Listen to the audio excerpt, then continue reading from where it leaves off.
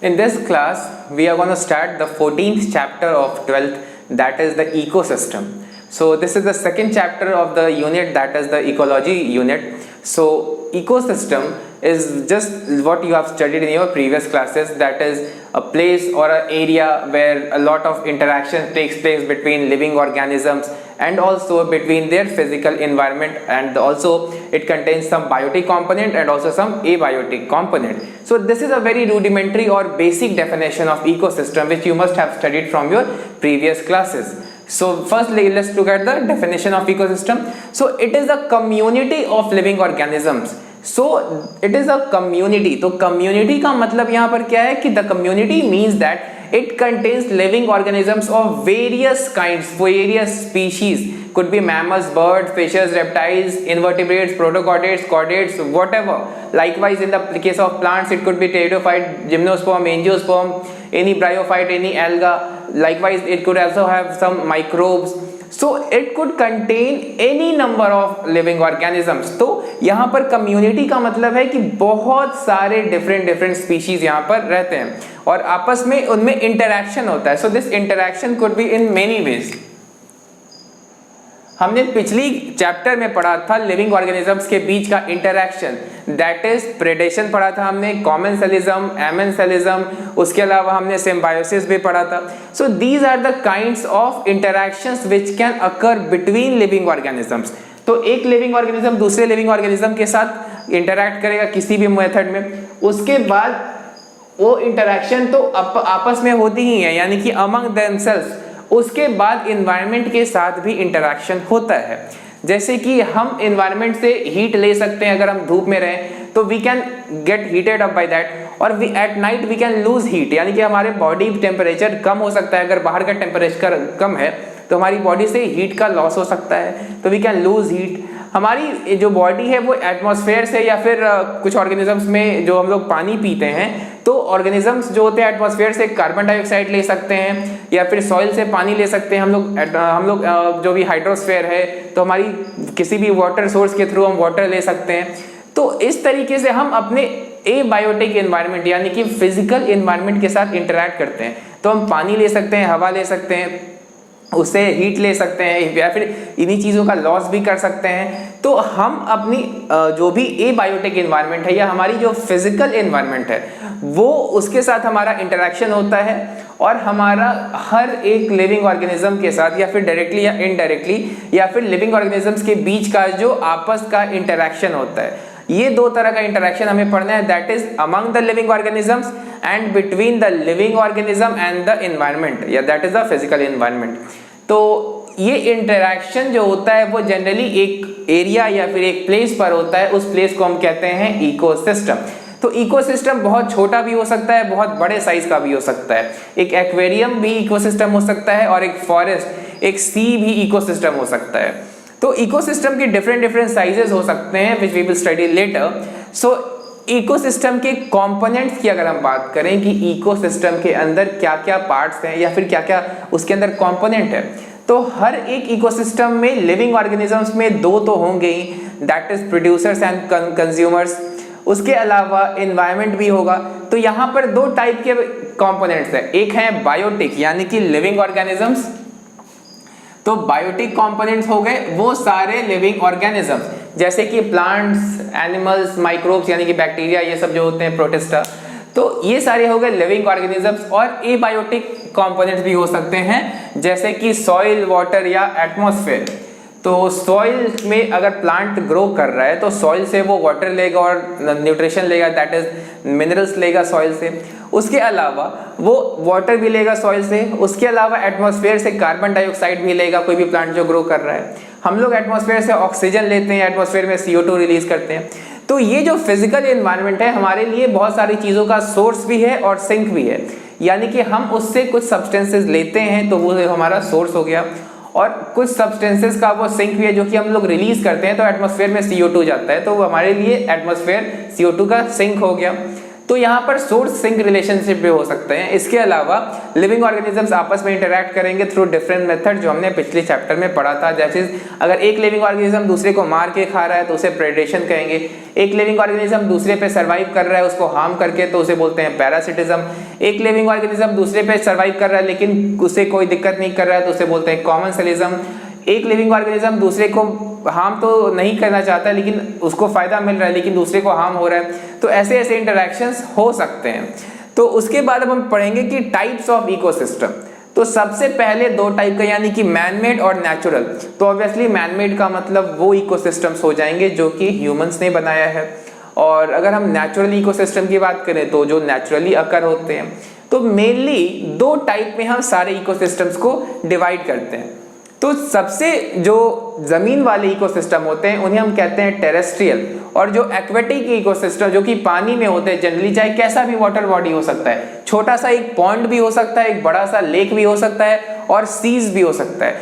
तो इतना बड़े साइज का वेरिएशन हो सकता है इकोसिस्टम में, दैट इज एक छोटा सा पॉन्ड से लेकर एक बड़ा सा सी तक इतना बड़ा साइज का डिफरेंस हो सकता है इकोसिस्टम में।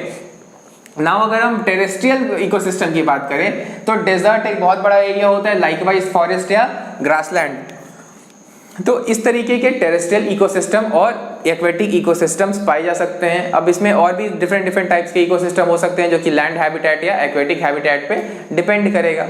तो ये हो गए टाइप्स ऑफ इकोसिस्टम। अब इकोसिस्टम में थोड़ा सा हमें जानना है कि स्ट्रैटिफिकेशन क्या होता है। तो वर्टिकल अरेंजमेंट ऑफ ऑर्गेनिजम्स हो सकते हैं, उसे हम कहते हैं स्ट्रैटिफिकेशन। फॉर एग्जांपल अगर हम एक फॉरेस्ट की बात करें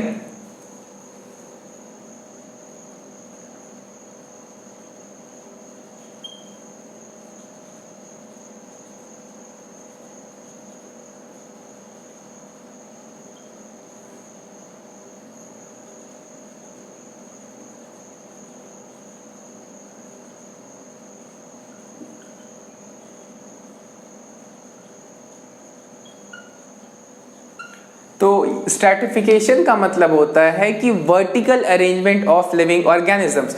तो अगर हम एक फॉरेस्ट की बात करें यहाँ पर, तो फॉरेस्ट में सबसे ऊपर में होंगे टॉल ट्री, यानी कि जो पेड़ काफी लंबे होते हैं। अब उसके नीचे अगर हम आए तो आएंगे सबसे उसके नीचे आएंगे मीडियम साइज के ट्रीज, जैसे कि छोटे छोटे ट्रीज होते हैं गुआवा ट्री के आसपास। तो उससे छोटे आएंगे तो श्रब्स होंगे, फिर उससे छोटे यानी कि लगभग सरफेस के आसपास होंगे हर्ब्स एंड ग्रासेस। तो यहां पर इनका एक वर्टिकल अरेंजमेंट है। इनका क्या है? एक वर्टिकल अरेंजमेंट।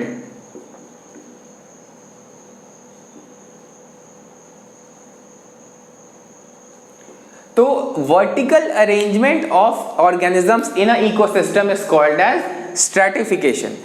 तो यहां पर स्ट्रैटिफिकेशन में बेसिकली क्या हो रहा है कि अलग अलग साइज के ऑर्गेनिज्म जो कि या फिर हो सकते हैं अलग अलग ऑर्गेनिजम्स अलग अलग स्पेस को ऑक्यूपाई कर रहे हैं या अलग अलग एरियाज को ऑक्यूपाई कर रहे हैं।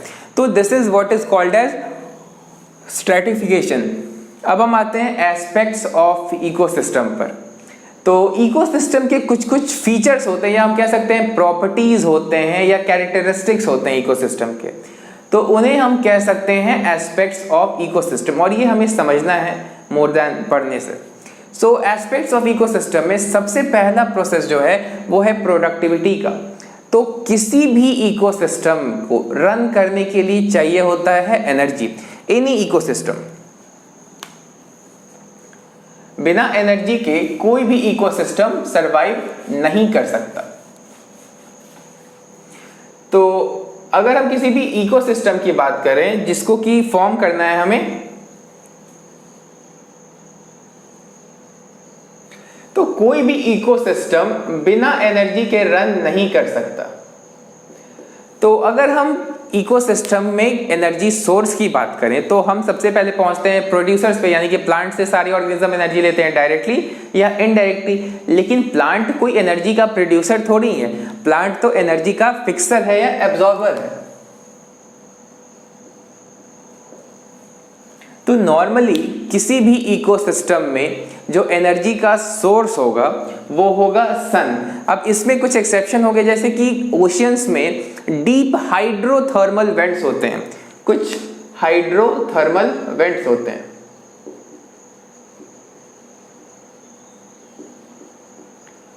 तो यहाँ पर जो हीट होता है वो अर्थ के नीचे से आता है। तो ऐसे तो एक्सेप्शंस हैं, लेकिन अगर हम सरफेस पर नॉर्मली बात करें तो एनर्जी का सोर्स कौन है? तो एनर्जी का सोर्स होता है सन। तो जो भी किसी भी इकोसिस्टम में एनर्जी जनरली फ्लो करता है, तो हाइड्रोथर्मल वेंट के एक्सेप्शन को हम छोड़ दें तो एनर्जी सोर्स हो जाता है सन। अब इस सन से जो एनर्जी आ रहा है वो तो इलेक्ट्रोमैग्नेटिक रेडिएशन के फॉर्म में आ रहा है, और इलेक्ट्रोमैग्नेटिक रेडिएशन में बहुत सारे पार्ट्स होते हैं। फॉर एग्जांपल, इलेक्ट्रोमैग्नेटिक रेडिएशन में सबसे ऊपर होता है कॉस्मिक रेज, फिर आते हैं गामा रेज, गामा के नीचे एक्स रेज, उसके नीचे आते हैं अल्ट्रावायलेट, फिर आते हैं विजिबल लाइट, उसके बाद आता है इंफ्रारेड, फिर microwaves and then we have radio waves.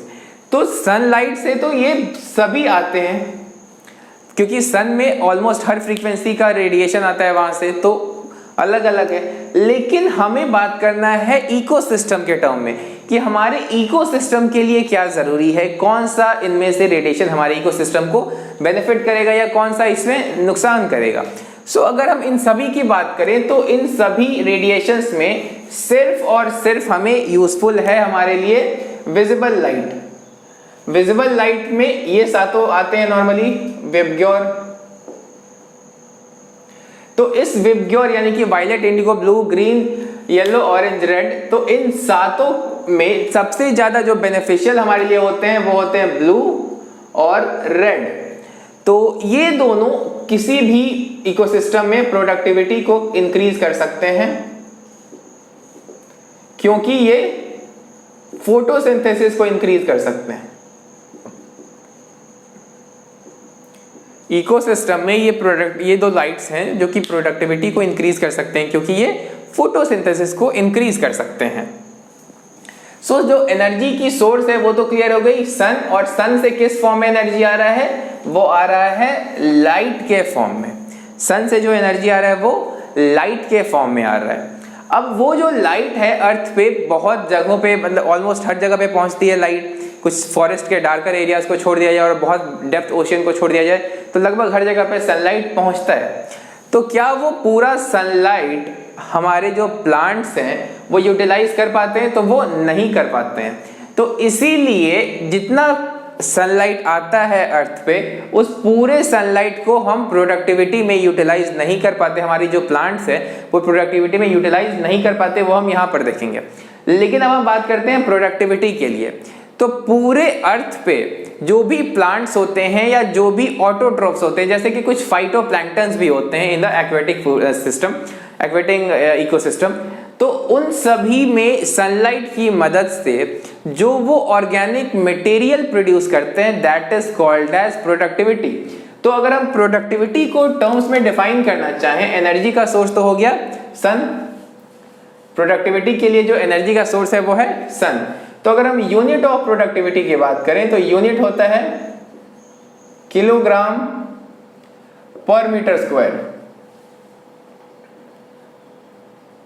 तो ये नॉर्मल होता है हमारा। फिर इसमें अलग अलग आता है प्रोडक्शन या productivity. So we can say that जो हमारा प्राइमरी प्रोडक्टिविटी है ये वो प्रोडक्टिविटी है जो कि प्लांट्स ऑब्टेन करते हैं, या फिर in general plants organic matter का फिक्सेशन करते हैं थ्रू फोटोसिंथेसिस। तो ये जो यूनिट है इसे हम कहते हैं ये प्रोडक्शन की यूनिट है। फिर आते हैं हम प्रोडक्टिविटी की। तो प्रोडक्टिविटी के टर्म्स में जो यूनिट है हमारा वो है नॉर्मली किलोग्राम पर मीटर स्क्वायर पर ईयर। तो नॉर्मली किसी भी एरिया का जब हम प्रोडक्टिविटी का बात करते हैं तो हम एक साल के लिए बात करते हैं कि हो सकता है किसी एक सीजन में प्रोडक्टिविटी कम होता हो, क्योंकि खासकर विंटर सीजन में प्रोडक्टिविटी कम होती है क्योंकि वहाँ सनलाइट कम अवेलेबल होते हैं। वही मॉनसून सीजन या स्प्रिंग सीजन में प्रोडक्टिविटी ज़्यादा होता है इकोसिस्टम का। तो the amount of organic material that is being fixed और the amount of carbon dioxide that is being fixed और the organic material that is being produced that is the production. और हर साल जितना पूरे अर्थ के प्लांट्स जो होते हैं ना वो प्रोड्यूस करते हैं, तो उसे हम कह सकते हैं प्राइमरी प्रोडक्टिविटी। अब एक है प्राइमरी प्रोडक्टिविटी, फिर है ग्रॉस प्राइमरी प्रोडक्टिविटी और ये है नेट प्राइमरी प्रोडक्टिविटी। तो तीनों में डिफरेंस है। सो ये जो पूरे अर्थ के प्लांट्स हैं वो जितना ऑर्गेनिक मटेरियल प्रोड्यूस करते हैं पूरे अर्थ पर एक साल के अंदर, तो उनको कहते हैं ग्रॉस प्राइमरी प्रोडक्टिविटी। यानी कि पूरे अर्थ के जितने भी प्रोड्यूसर्स हैं उन सभी का प्रोडक्टिविटी अगर हम इंक्लूड कर दें तो उस प्रोडक्टिविटी को हम कहेंगे ग्रॉस प्राइमरी प्रोडक्टिविटी। लेकिन प्लांट्स जितना ऑर्गेनिक मटेरियल प्रिपेयर करते हैं या कार्बन डाइऑक्साइड का फिक्सेशन करते हैं, उसमें जो एनर्जी फिक्सेशन होता है क्या वो टोटली ट्रांसफर होता है? तो नहीं होता है, क्योंकि प्लांट भी तो एक लिविंग ऑर्गेनिज्म है ना, तो प्लांट को भी तो रेस्पिरेशन करना होगा और रेस्पिरेशन में क्या होता है? ऑर्गेनिक मटेरियल का लॉस होता है। फॉर एग्जांपल अगर हम ऑर्गेनिक मटेरियल ग्लूकोज की बात करें तो ग्लूकोज जो है वो बेसिकली कन्वर्ट हो जाता है CO2 H2O और इसमें एनर्जी का रिलीज होता है।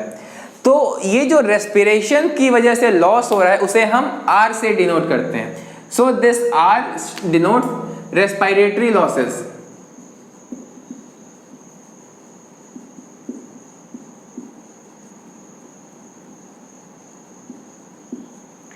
तो एक्वेटिक किसी भी इकोसिस्टम में रेस्पिरेटरी लॉसेस होते हैं प्रोड्यूसर लेवल पे, क्योंकि प्लांट भी तो लिविंग ऑर्गेनिज्म है, तो प्लांट को भी तो रेस्पिरेशन करना पड़ेगा ना अपने सर्वाइवल के लिए। तो उसकी वजह से ग्रॉस प्राइमरी प्रोडक्टिविटी से जितने ऑर्गेनिक मटेरियल फिक्स हुए थे उनमें लॉस आ जाएगा।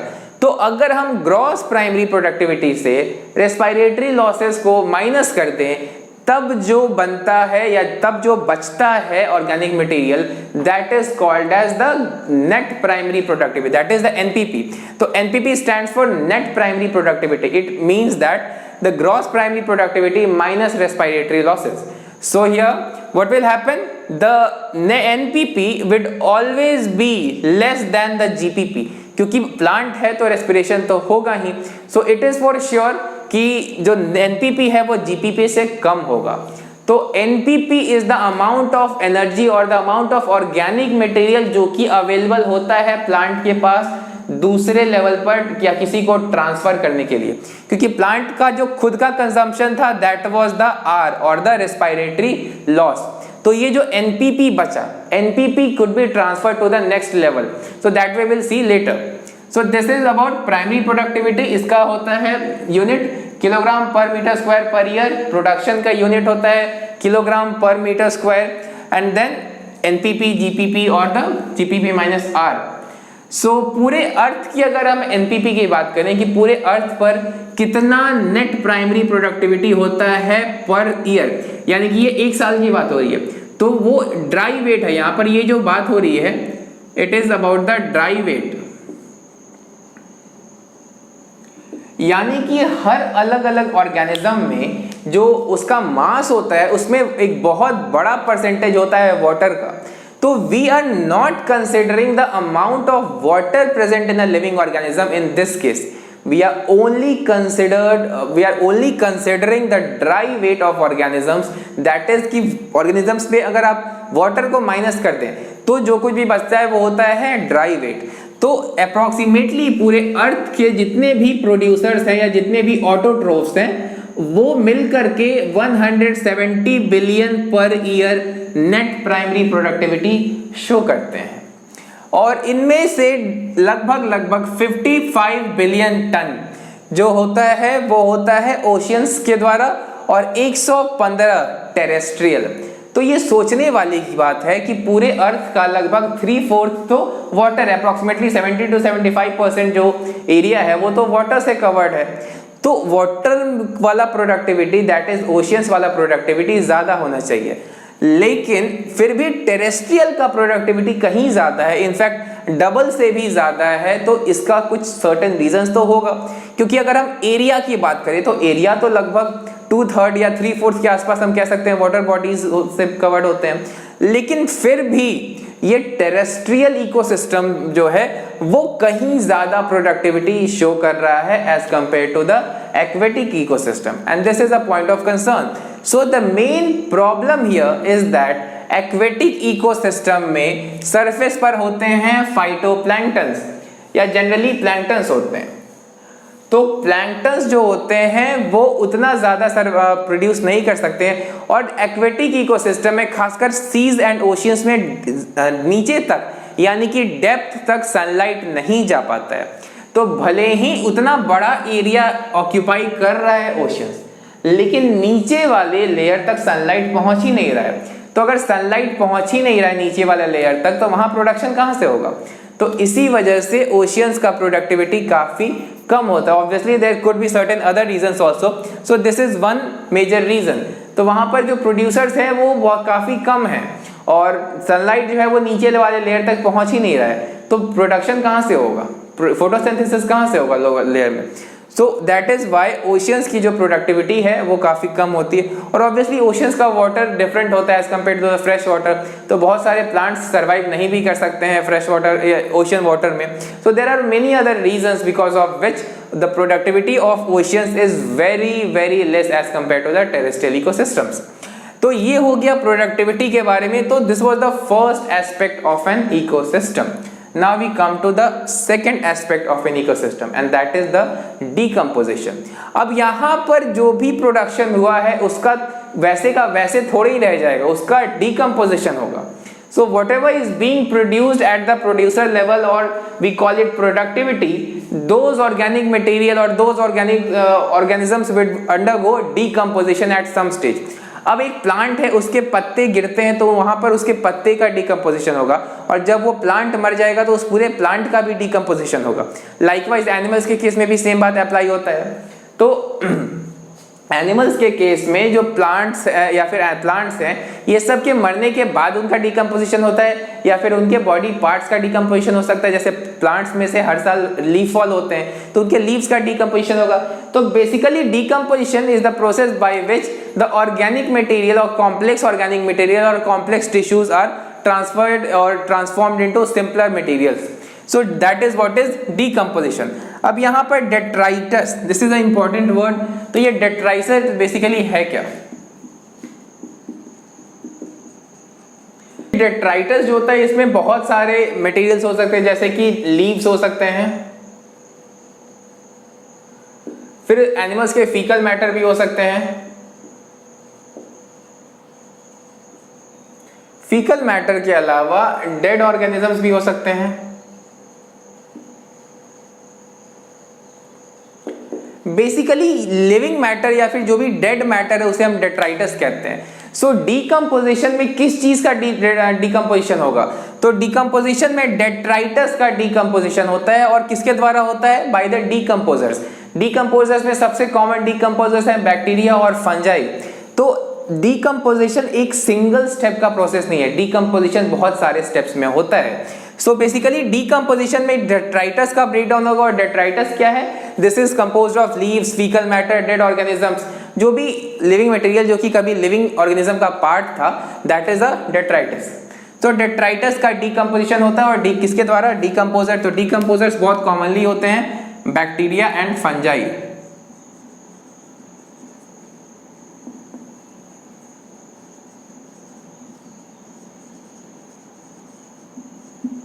तो bacteria and fungi are the most common decomposers. अब डीकम्पोजिशन में सबसे पहला स्टेप है फ्रैगमेंटेशन.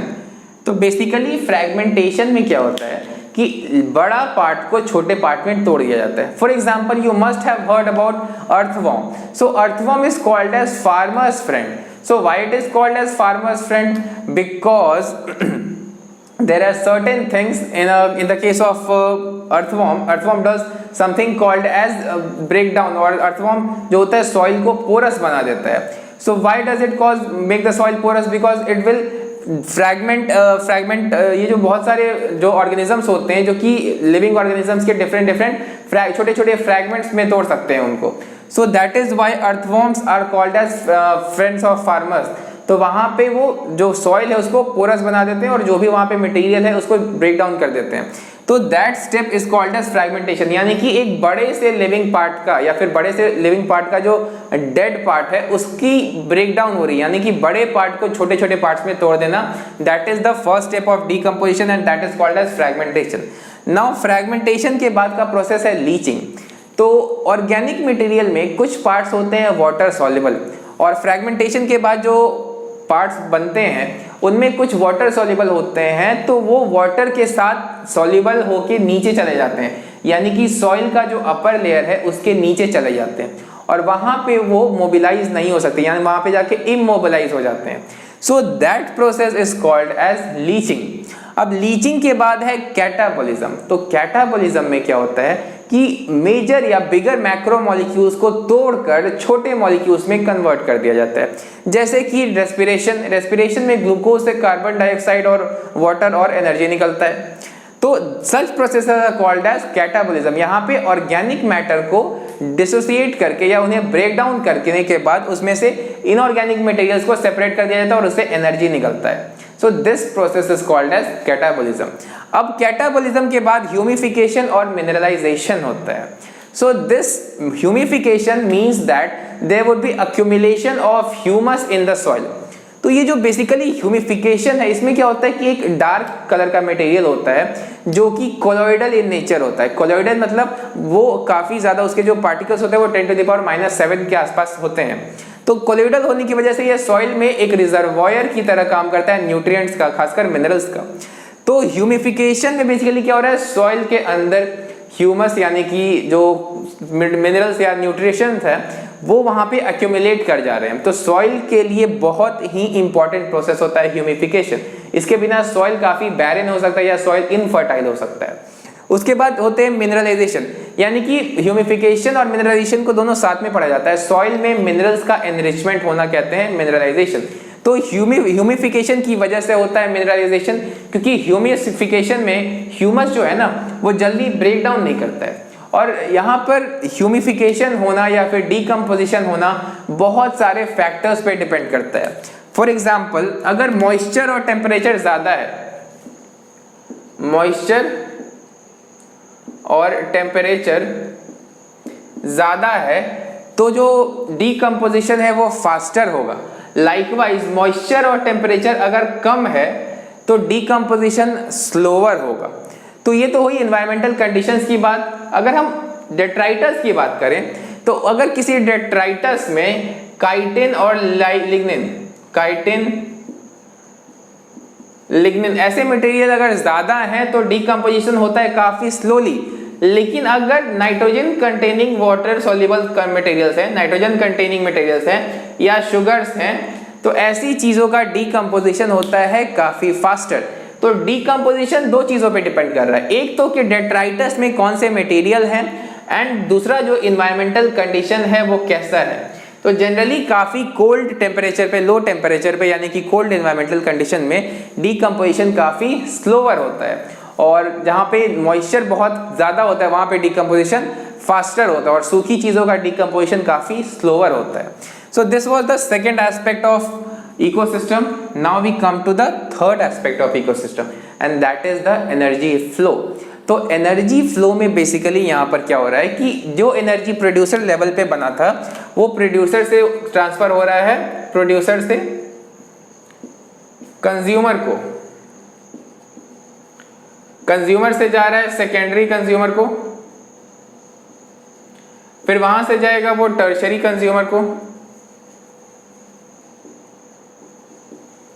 लाइकवाइज ये कंटिन्यू कर सकता है। तो नॉर्मली जो एनर्जी फ्लो होता है वो फूड चेन और फूड वेब के थ्रू होता है। तो you must have studied food chain and food web in your younger classes, that is junior classes. तो वहां पर आपने जनरली पढ़ा होगा कि ग्रास को डियर खाता है, डियर को लायन खाता है। सो that is a very very simple food chain. अब बहुत सारे फूड चेन अगर आपस में कनेक्टेड होते हैं तो that is called as food web. तो जो एनर्जी फ्लो होता है इकोसिस्टम में प्रोडक्टिविटी के बाद वो किसके थ्रू होता है, वो फूड वेब और फूड चेन के थ्रू होता है। तो यहाँ पर बेसिकली एक ऑर्गेनिज्म को अगर जब दूसरा ऑर्गेनिज्म खा रहा होता है तो उससे वो एनर्जी लेता है, एक सर्टेन एनर्जी लेता है। एंड दैट एनर्जी इज जो ले रहा है उसको हम कहते हैं एनर्जी फ्लो। तो बेसिकली एनी फूड चेन और any food web is dependent on energy flow. तो यहाँ पे प्रोड्यूसर नॉर्मली, अगर हम एक्वेटिक की बात करें तो वहाँ पे प्लैंक्टन, फाइटोप्लैंक्टन्स होते हैं, और अगर हम टेरेस्ट्रियल इकोसिस्टम की बात करें तो वहाँ तो ऑब्वियसली ग्रीन प्लांट्स होते हैं प्रोड्यूसर्स। तो यहाँ पर फूड चेन में सबसे पहले होंगे कोई भी प्रोड्यूसर, और ये डिफर करेगा कि कैसा फूड चेन है, और दो तरह का फूड चेन नॉर्मली हमें पढ़ना है। एक है ग्रेजिंग फूड चेन और दूसरा होता है detritus food chain, that is GFC and DFC.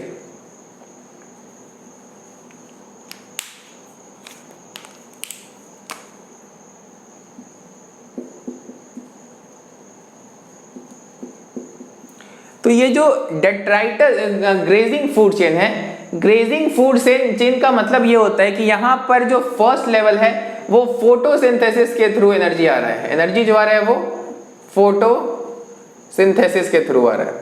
तो अगर हम एक टेरेस्ट्रियल इकोसिस्टम की बात करें तो टेरेस्ट्रियल इकोसिस्टम में सबसे कॉमनली प्रोड्यूसर है प्लांट्स। तो प्लांट्स से थ्रू, अगर प्लांट्स को डियर खा रहा है, डियर को लायन खा रहा है या पैंथर खा रहा है, तो in that case we will say that it is a grazing food chain.